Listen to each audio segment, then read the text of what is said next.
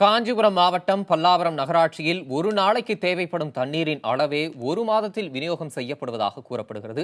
இதுகுறித்த தகவல்களை நமது செய்தியாளர் பிரசன்ன வெங்கடேஷிடம் கேட்கலாம். வெங்கடேஷ், பல்லாவரம் நகராட்சியில உள்ளவர்களுக்கு தேவையான தண்ணீர் விநியோகம் செய்யப்படவில்லை அப்படின்ற ஒரு குற்றச்சாட்டு எழுந்திருக்கு. கள நிலவரம் என்ன? அங்க தண்ணீர் தட்டுப்பாடு எந்த அளவுக்கு இருக்கு?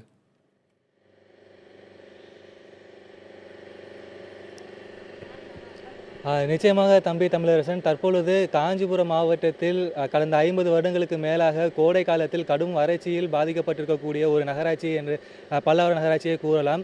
தற்பொழுது இந்த பல்லாவரம் நகராட்சியில் 42 வார்டுகள் இருக்கின்றன. இந்த பல்லாவரம் நகராட்சியில் 2.17 லட்சத்துக்கும் அதிகமான மக்கள் வசித்து வருகிறார்கள். இவர்களுக்கு நாள்தோறும் 3 கோடி லட்சம் லிட்டர் தண்ணி தேவைப்படுகிறது. ஆனால் தற்பொழுது இவர்களுக்கு நகராட்சியிலிருந்து வெறும் 1.3 கோடி லட்சம் லிட்டர் நீர் மட்டுமே வழங்கப்படுவதாக நகராட்சியோட பொறியாளர் நம்மிடம் கூறியிருக்கிறார். மேலும் தற்பொழுது இந்த பகுதியில் நிலத்தடி நீர் என்பது 500 அடிக்கும் கீழ் சென்றிருப்பதால் இந்த பகுதி மக்கள் நிலத்தடி நீரையும் பயன்படுத்த முடியாத சூழலை தற்போது இவர்கள் இருக்கிறார்கள். அது மட்டுமல்லாது இந்த பல்லாவரம் நகராட்சி பகுதி முழுவதும் வணிக வளாகங்களும் அடுக்குமாடி கட்டடங்களும் இருப்பதால் இவர்களுக்கு தேவையான அந்த குடிநீரானது இந்த சுற்றுவட்டார பகுதியில் இருக்கக்கூடிய விவசாய நிலத்திலிருந்து லாரி மூலம் அவர்களுக்கு குடிநீரை எடுத்துக்கொண்டாந்து சப்ளை செய்து கொண்டிருக்கிறார்கள். இவருக்கு உண்டான துயரம் குறித்து இந்த பகுதி மக்களிடம் கேட்கலாம். சார் வணக்கம் சார். இப்போது உங்களுக்கு இந்த பகுதியில் தண்ணி எவ்வளோ நாளுக்கு ஒரு தடவை கொடுக்குறாங்க? குடிநீர் இல்லாமல் நீங்கள் எவ்வளோ தடவை கஷ்டப்பட்டுருக்கீங்க? அது கொஞ்சம் விரிவாக சொல்லுங்கள்.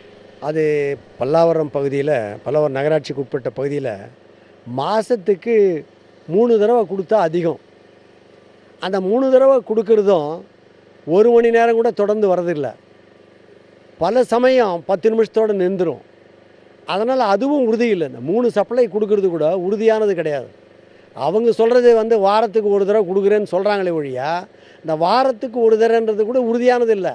இந்த நிலைமையில் வேறு வழி இல்லாத மக்கள் எல்லாம் கேன் வாட்டர் தான் வாங்கி சாப்பிட்டுக்கிட்டு இருக்காங்க.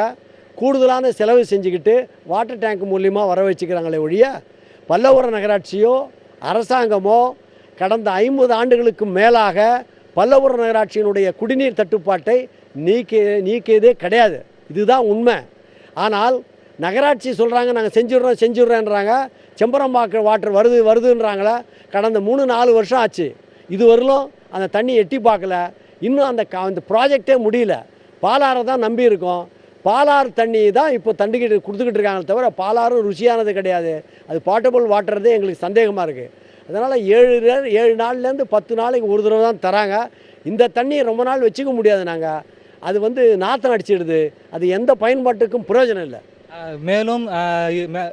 மேலும் இந்த பகுதி மக்கள் நம்மளுக்கு கூறியிருப்பது என்னவென்றால், தினசரி குடிநீரை 200 ரூபாய் முதல் கொடுத்து தான் வாங்க வேண்டிய சூழலில் தற்பொழுது இந்த பகுதியில் நாங்கள் வசித்து வருகிறோம் என அவர்கள் கூறியிருக்கிறார்கள்.